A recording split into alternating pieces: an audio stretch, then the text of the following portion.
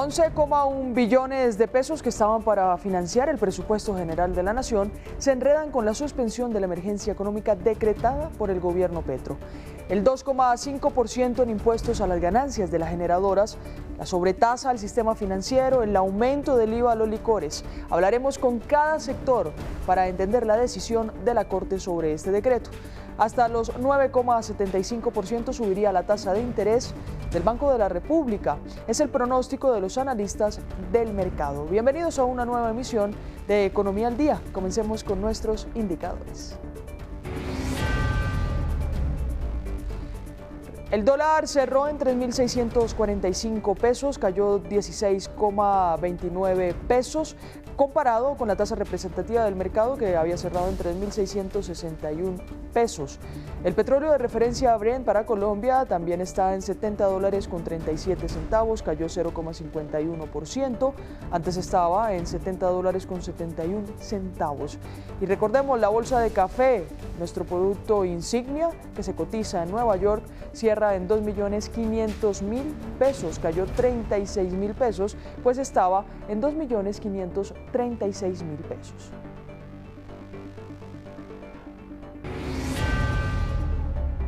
La Corte Constitucional decidió suspender el decreto de emergencia económica que fue expedido por el gobierno Gustavo Petro el pasado 22 de diciembre y con eso quedan en vilo más bien 11,1 billones de pesos que se pretendía recaudar para financiar el presupuesto general de la Nación, que hoy sigue desfinanciado. Sin embargo, el presidente Petro señaló en una publicación que los decretos derivados de la emergencia aún mantienen la presunción de inocencia. Además de Petro, el mismo ministro del Interior, Armando Benedetti, reprochó la decisión del alto tribunal.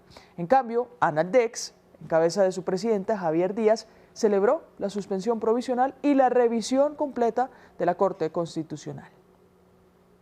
La emergencia económica se da no solo porque hay un déficit fiscal, o sea, hay más egresos que ingresos, sino también porque hay un déficit de riesgo. Significa ello que no hay con qué pagar la deuda.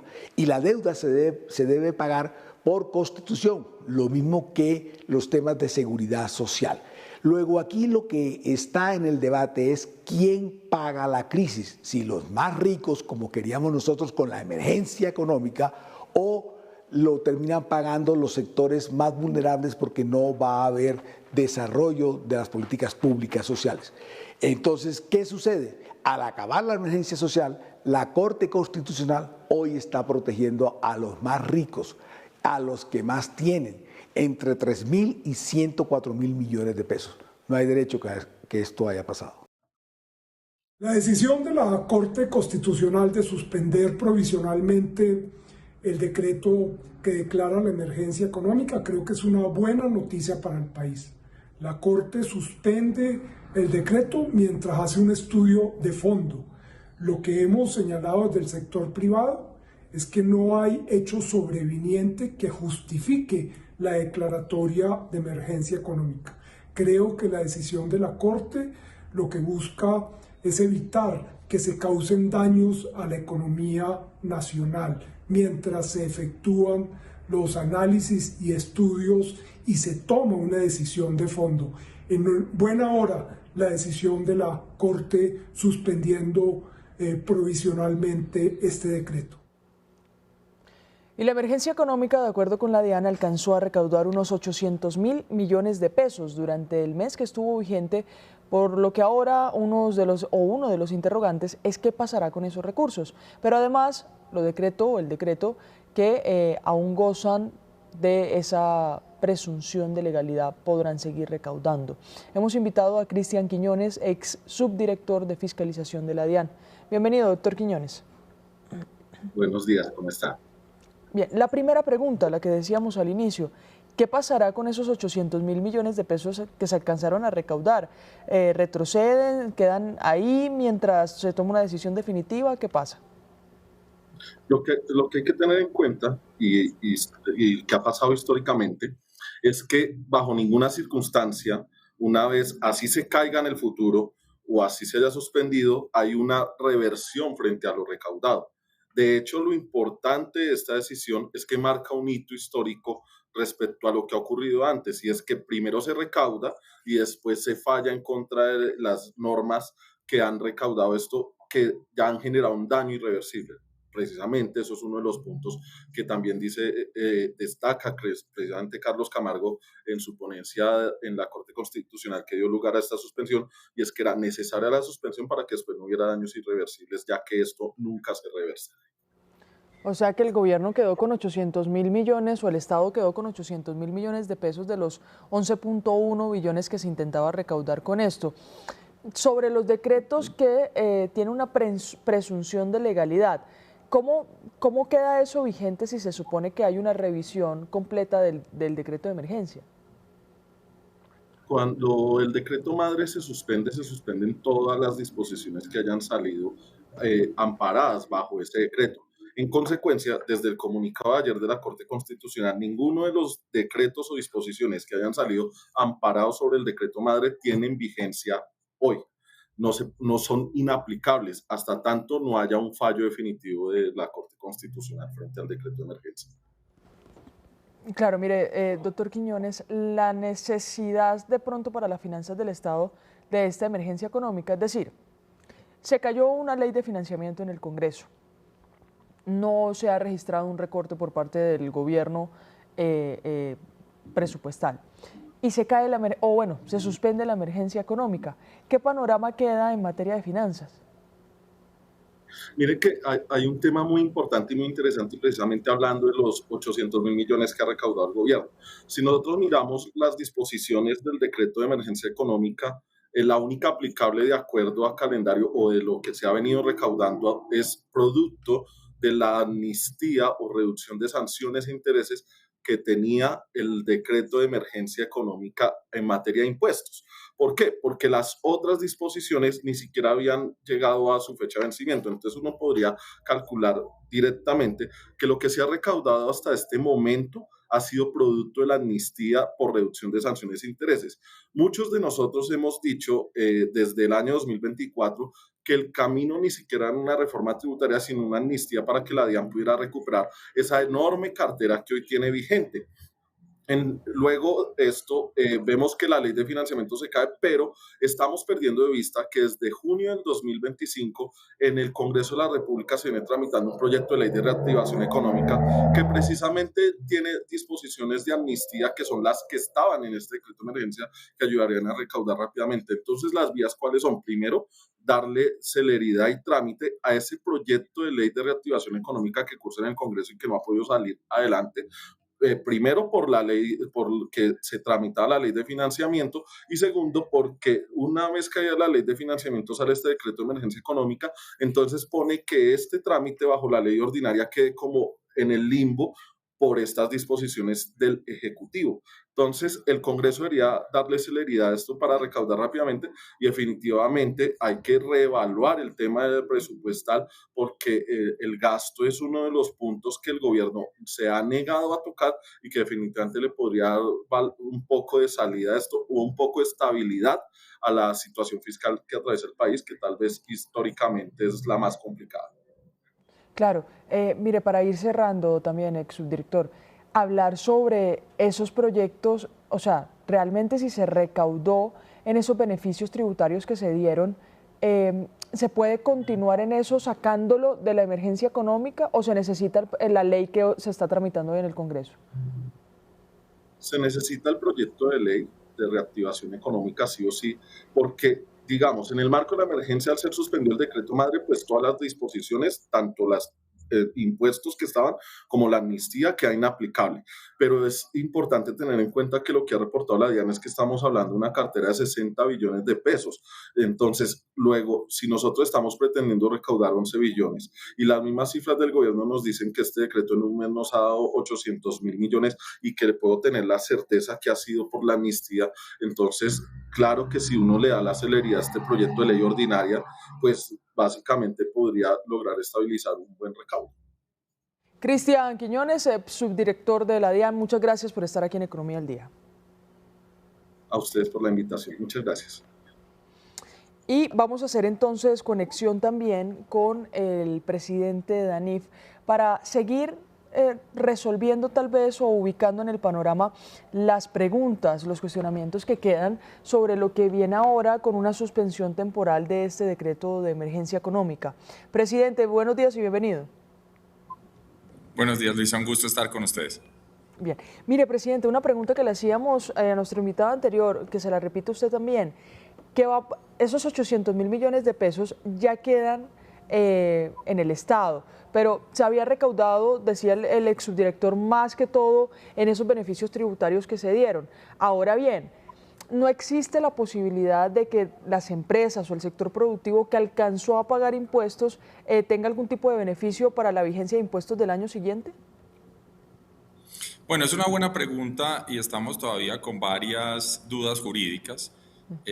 Yo diría que en este momento el escenario base es como ha sido tradicional, que lo que ya se recaudó, es decir, no hay una reversa y en algún caso se podría considerar que el recaudado se puede aplicar en el futuro como un beneficio tributario, un descuento o un adelanto por parte de las empresas. También hay que advertir que en este caso en particular de la emergencia económica teníamos impuestos indirectos.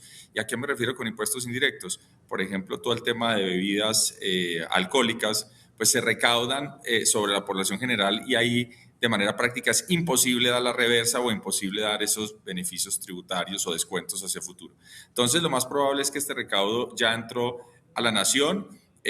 Algunas empresas podrán tener luego la reclamación de que pagaron por adelantado algunos impuestos y tener pues esos beneficios de adelanto, pero en ese orden de ideas pues buena parte ya habría surtido y va a alimentar el presupuesto general de la nación este año. Claro, y ¿qué tanto pues cualquier plata que se supone que entre al Estado, en este caso en temas de impuestos, seguramente va a aliviar alguna carga? ¿Cómo sabemos el uso que se le puede dar a esos 800.000 millones de pesos? Y si realmente van a la argumentación que entregó el gobierno para declarar la emergencia económica. No, en el presupuesto nacional, el presupuesto general de la nación tiene unidad de caja, es decir, que un peso que entra pues no queda asignado a un programa específico, sino que alimenta pues los recursos generales, de tal manera que no es posible decir esta plata se está destinando específicamente para esto. Aquí hay una gran preocupación, es que claro, el gobierno ha dicho, mire, aquí yo tengo unas obligaciones importantes de orden constitucional, pero lo que muchos analistas han ya mencionado en ese grupo es que pues ninguna de estas obligaciones era sobreviniente y que buena parte de lo que se propuso en la emergencia económica pues estaba en una ley de financiamiento que el Congreso no quiso aprobar y por tanto pues básicamente el gobierno tendría que haber previsto cómo hacía un recorte de gasto o buscaba otras fuentes adicionales de financiamiento en este caso. Y para revisar también, presidente, está lo que se viene, ¿no? Porque se está evaluando de pronto una permanencia del decreto de emergencia económica o tumbarlo completamente. Para eso no se hace ningún tipo de recaudo, pero de todas formas continúa la expectativa, es decir, no es que se haya caído completamente este decreto. No, esta es una suspensión, pero hay que aclarar una cosa. Que quizás pues se ha comentado mucho y ha habido un debate jurídico interesante y es la emergencia económica y los decretos que la acompañaron son decretos legislativos, no son actos administrativos. Hubo una discusión enorme de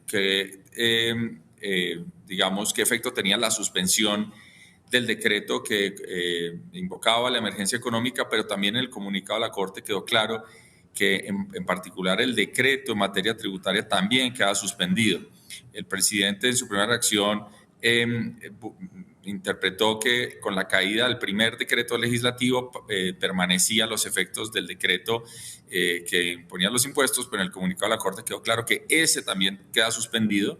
Entonces, en este momento, pues tanto el decreto principal que convocaba la emergencia o declaraba la emergencia económica como el decreto que establecía los impuesos están suspendidos y falta ver finalmente pues el fallo, porque esta es la suspensión, falta ver el fallo y el pronunciamiento final de la Corte pero en principio yo creo que dada la suspensión y dada los argumentos donde no queda configurado el hecho que hubo algo sobreviniente o que hubo una afectación directa, etcétera, etcétera, yo creo que pues los argumentos jurídicos están dados para que finalmente se caiga esta emergencia económica.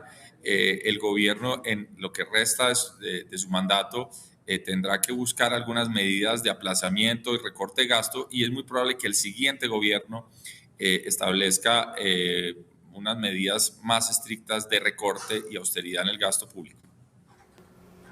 Sí, mire, pero presidente, otra duda, y es si se restablece o si se reactiva el decreto de emergencia económica. Esto lo va a definir la Corte, pero según revisiones históricas o antecedentes, ¿cómo funciona? Hablo específicamente de los decretos de emergencia económica tienen, por ejemplo, una temporalidad de aplicación, 3 meses en este caso. Si se reactiva ese decreto, lo que pasa es que viene a seguir cumpliendo ese tiempo de 3 meses, es decir, los cerca de 2 meses que le faltaban, o se reactiva también los meses con los que se viene el decreto de emergencia económica, es decir, los 3 meses. Claro, en principio se reactivaría en dado caso, pues en lo que resta la emergencia, aunque la Corte también podría modular su fallo y dar una extensión. Yo creo que lo que está mostrando aquí es la jurisprudencia, es que la Corte pues tiene unas facultades amplias. De hecho, quizás lo más controversial ha sido la suspensión temporal. Hay un debate jurídico. Nosotros desde ANIF no tenemos, digamos, una posición jurídica, no es nuestra área de competencia sobre qué tan conveniente o no es la suspensión.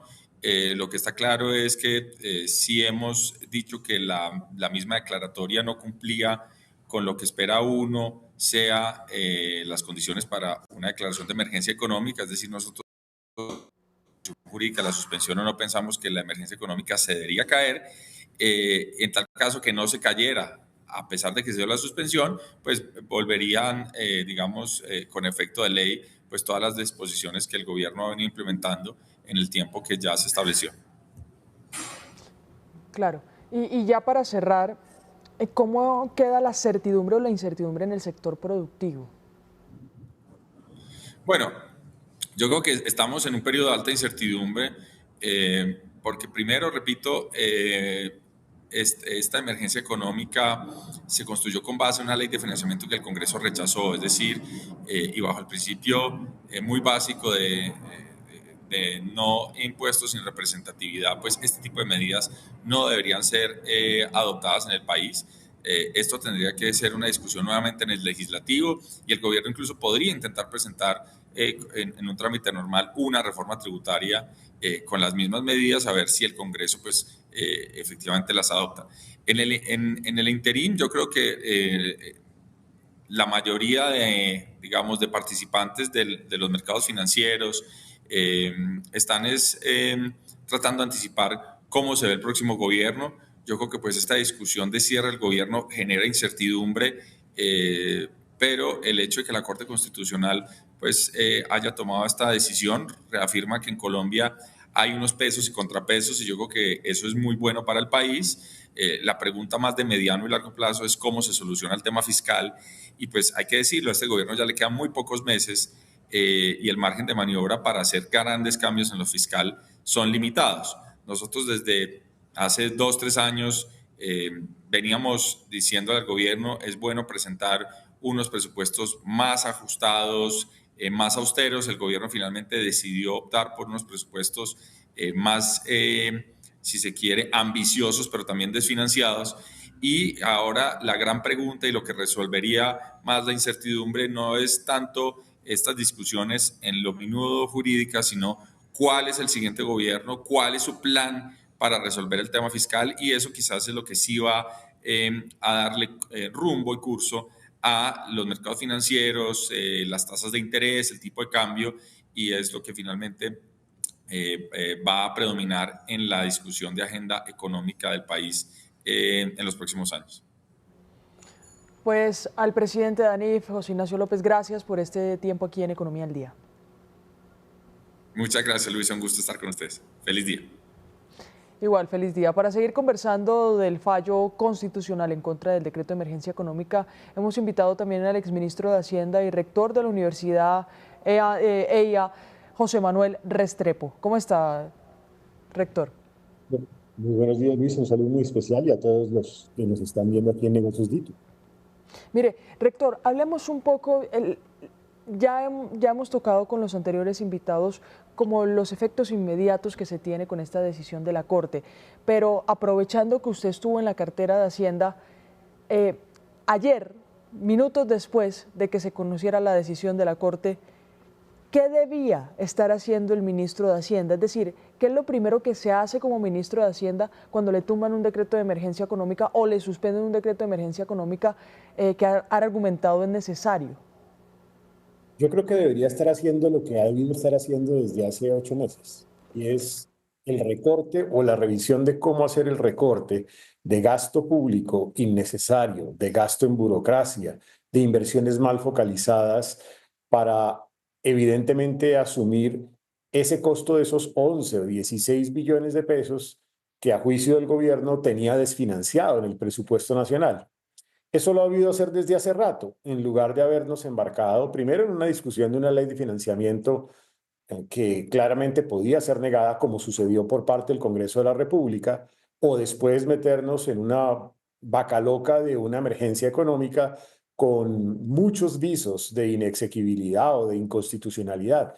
Eso lo ha debido hacer y es muy fácil hacerlo. Y lo digo por conocer las finanzas públicas. 11 billones de pesos en un presupuesto de 546 es menos del 2%. Cualquier persona que haya manejado finanzas públicas sabe que eso es supremamente fácil, que no generaría mayor dificultad. Fíjese usted, solo en estos días, se están haciendo contrataciones de corbatas de burocracia estatal entre 5 y 6 billones de pesos. Entonces, la grasa que tiene el presupuesto nacional es de sobra lo suficientemente amplia para poder hacer este recorte. Pero no, se decidió seguir el camino más difícil, el camino de la ley de financiamiento y después el camino de la emergencia económica. Claro, es que, mire, exministro y rector también además, eso es algo que le han venido pidiendo al gobierno. Un recorte presupuestal que se tiene que hacer porque se aprobó un presupuesto desfinanciado y dos, una austeridad en ese gasto que hoy tienen desde el gobierno. Ninguno de los dos se ha hecho. Le quedan muy pocos meses a este gobierno.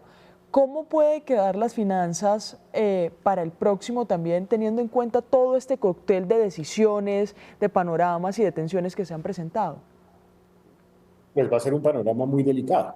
Y yo digo, es el escenario más difícil que habrá de enfrentar en sus finanzas públicas y su macroeconomía nuestro país.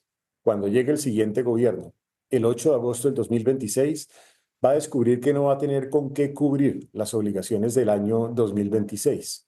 Y esto lo digo simplemente con datos.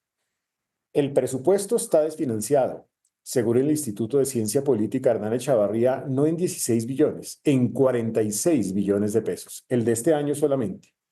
Las reservas presupuestales, que son pagos del año pasado, que hay que pagar en este año 2026, se han multiplicado casi que por 2 veces a lo que históricamente tenía Colombia.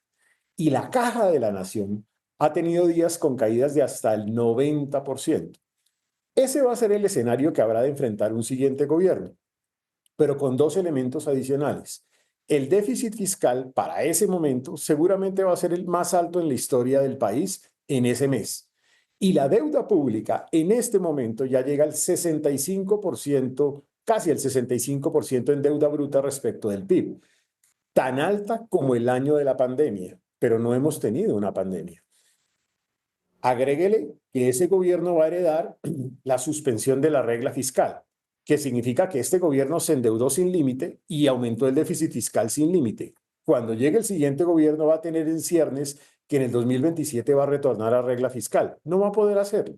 Entonces, realmente aquí lo que estamos haciendo es pateando el problema al siguiente gobierno, pero con el agravante de que no va a tener con qué pagar las cuentas del 2026. Va a ser supremamente delicado ese momento y nadie quisiera estar en el rol de ministro de Hacienda para ese momento porque va a ser supremamente difícil. Claro, vamos a pasar a otro tema que hoy se va a decidir, por supuesto, se va a llevar a cabo sobre la 1 de la tarde la primera reunión del Banco de la República de este año. Se espera para algunos analistas que las tasas o se mantengan en el valor que está, en el porcentaje que están hoy, o aumenten incluso 50 puntos básicos. Esto también cómo presionaría hoy la economía colombiana, ya que estamos hablando de todos estos temas. Esta es la tristeza de una suerte de decisiones que terminan siendo inflacionarias. Esas decisiones que ha tomado el gobierno recientemente, con altísimo componente inflacionario, ya generó un aumento en las expectativas de inflación. Y ese es el primer indicador que utiliza la Junta Directiva del Banco de la República para tomar su decisión sobre tasas de interés. Entonces, ya no es un buen signo. Muy seguramente con ese signo, la Junta del Banco, cuya misión constitucional es preservar el poder adquisitivo de la moneda, pues tendrá que subir las tasas de interés. Yo creería que un camino posible, altamente probable, sería subir las tasas y podría ser entre 25 o 50 puntos básicos. Y ese no va a ser un buen resultado, sobre todo para la reactivación económica. Desafortunadamente, toda esta presión fiscal del gobierno, toda esta presión inflacionaria con decisiones de gobierno están forzando al Banco de la República a que la única medida que puede tomar es subir las tasas de interés. Pero subiendo las tasas de interés, obviamente, ralentiza la recuperación del crecimiento de la economía colombiana y allí, pues, la economía tiene una dificultad adicional. Eso es lo que estamos revisando y esperamos entonces esa decisión del Banco de la República sobre la 1:30, entonces, que se informa. Los porcentajes o las cifras con las que iniciamos también macroeconómicas, una inflación por encima del 5.1%, un gasto del Estado mayoritario, también cómo siguen presionando eso que, como lo hablábamos anteriormente, va a recibir el próximo gobierno, pero además estos meses que tienen ley de garantías, que tienen un panorama electoral encima y que la inversión sinceramente no se va a ver reflejada. Lo que estamos viendo es que el gobierno entrante va a heredar un país que está creciendo básicamente por déficit fiscal y por deuda pública y por burocracia estatal, por gasto público. Más de un 50% del crecimiento mediocre que hoy tiene Colombia, cerca del 3%, depende de la administración pública, depende del déficit fiscal.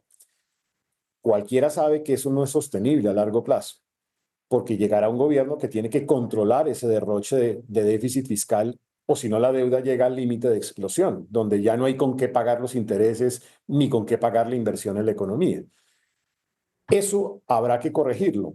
Y la única manera de corregir eso es logrando que la inversión privada, el sector empresarial, sea la fuente de crecimiento.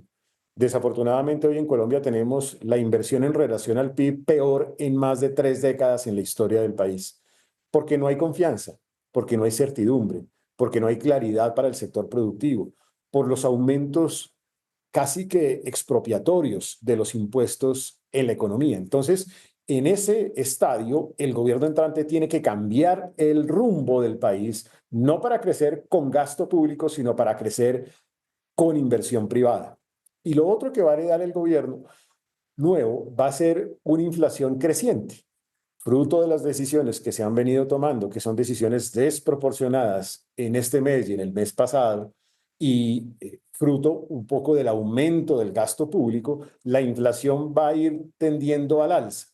Y esa inflación tendiendo al alza va a ser también muy complicada porque afecta el consumo de los ciudadanos, reduce la capacidad adquisitiva de la gente, empobrece y pauperiza sobre todo a los más vulnerables.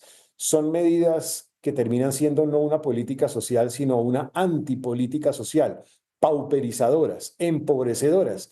Y ese va a ser un escenario difícil de administrar porque afecta el consumo y porque afecta en general la calidad de vida de los ciudadanos.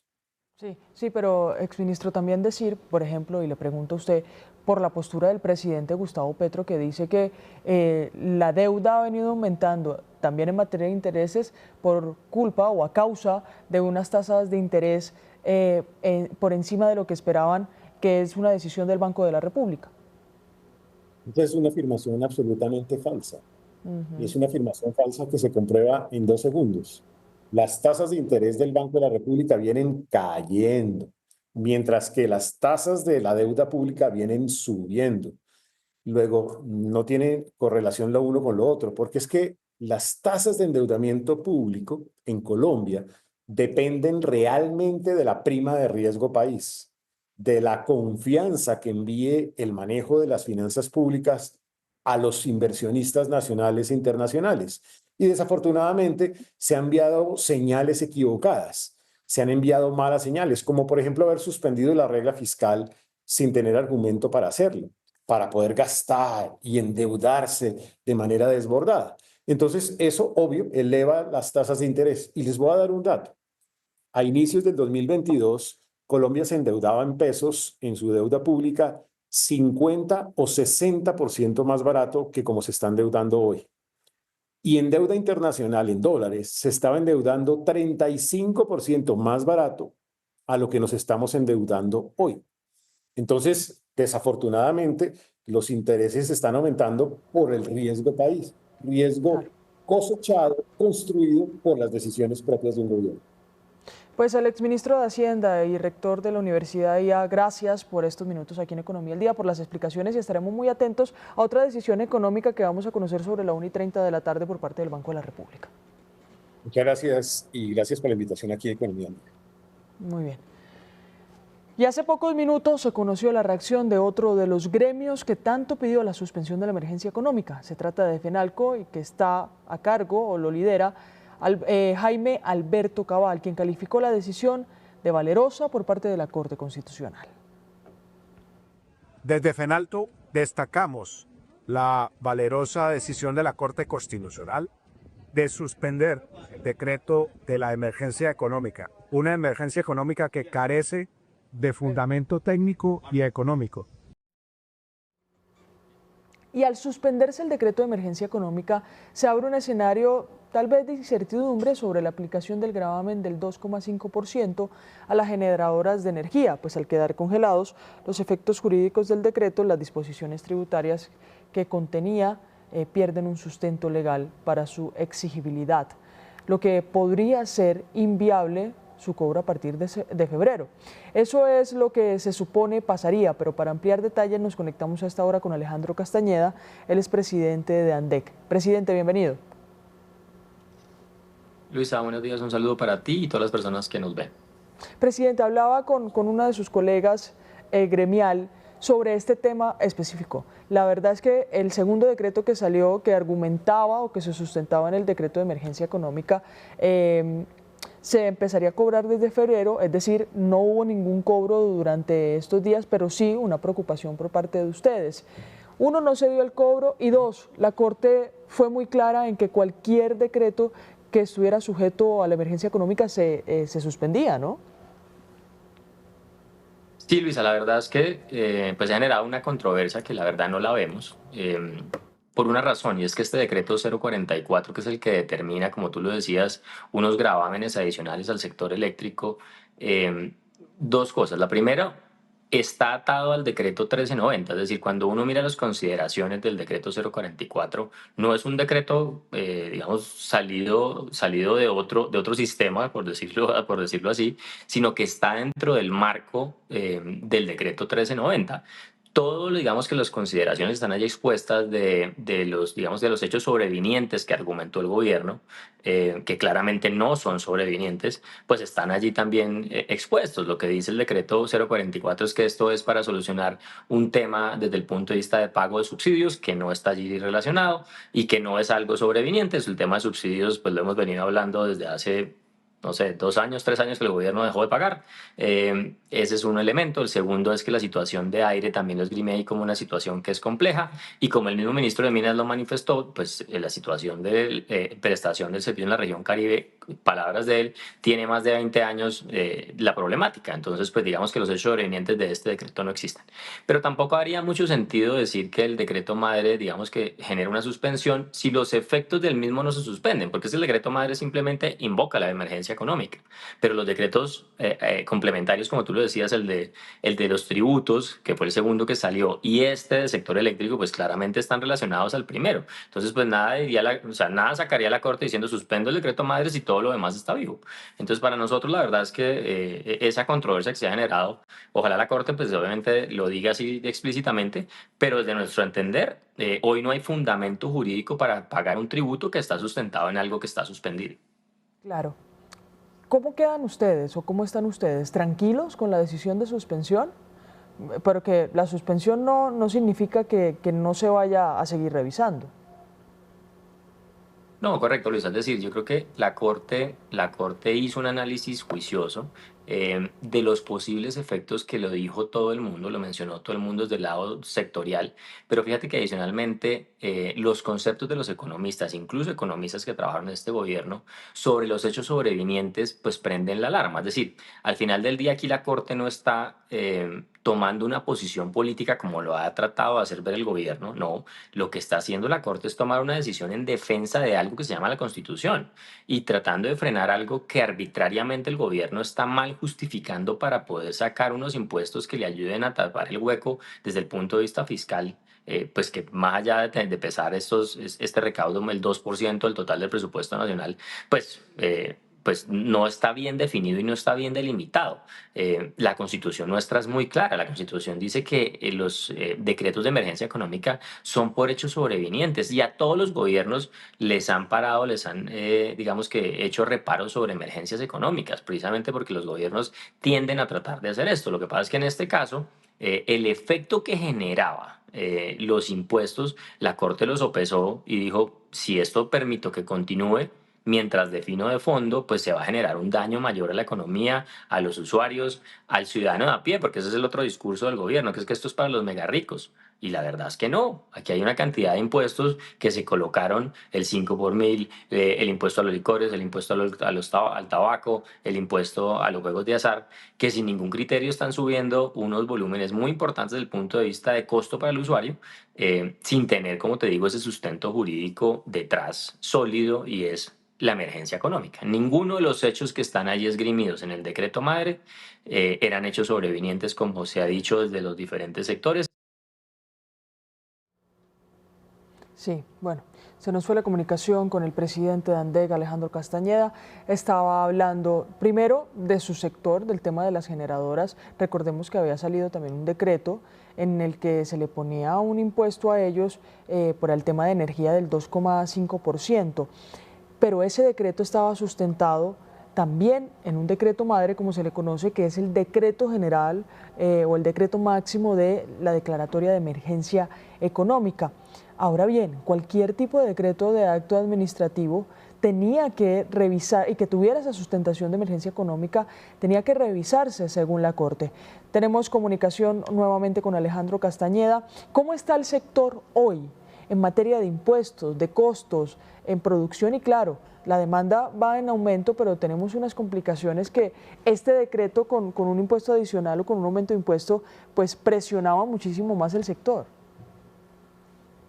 Pues mira, si hacen un barrido desde que arrancó el gobierno, a pesar de hablar de una transición energética, a pesar de querer el ingreso de nuevas fuentes de generación al sistema, lo cierto es que desde el plan de desarrollo lo único que ha hecho es cargar el desarrollo de proyectos. En el plan de desarrollo se creó un tributo, acuérdate, para la energía de fuentes renovables similar al pago de transferencias que hacen los hidráulicos y los térmicos, y que no existía, que no estaba en ningún lado. Luego entonces la reforma tributaria también incorporó un pago adicional, por ejemplo, la generación hidráulica, en unos puntos adicionales en renta, y así sucesivamente este gobierno lo que ha hecho es encarecer la prestación del servicio desde el punto de vista de generación. Entonces, pues obviamente esto genera unos impactos y unos efectos en las tarifas.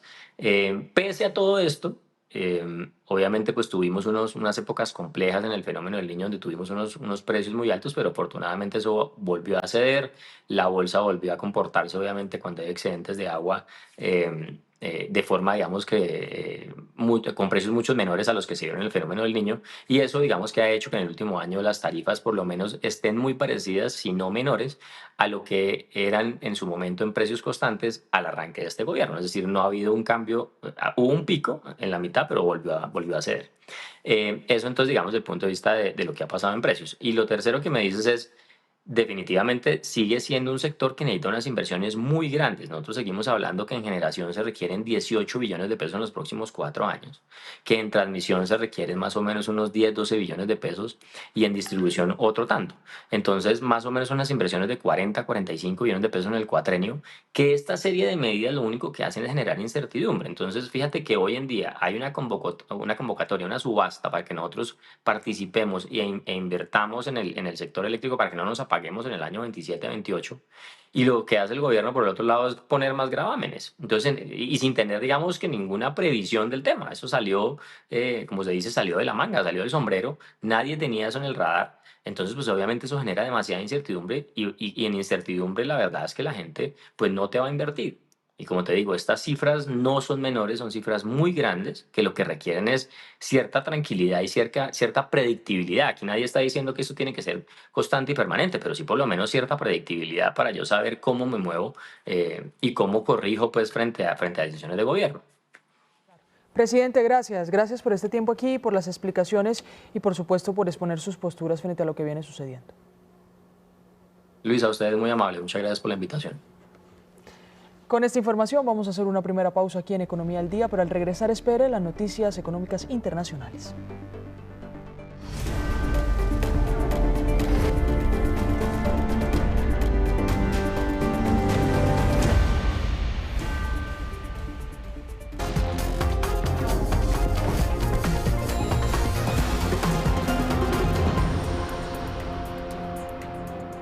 Gracias por continuar con nosotros. Estados Unidos declaró una emergencia nacional y habilitó la imposición de aranceles adicionales a los productos de cualquier país que venda o suministre petróleo a Cuba. La decisión se produce tras la captura de Nicolás Maduro el 3 de enero de este año, que cerró el envío de crudo desde Venezuela y llevó a México a convertirse en el principal proveedor de la isla. Los gravámenes sin un porcentaje definido serán evaluados caso por caso por los secretarios de Comercio y Estado como una parte de estrategia para aislar económicamente a Cuba, a la que Washington acusa de violaciones a los derechos humanos, alianzas con actores hostiles y de representar una amenaza para la seguridad de Estados Unidos, en medio de una profunda crisis económica y social.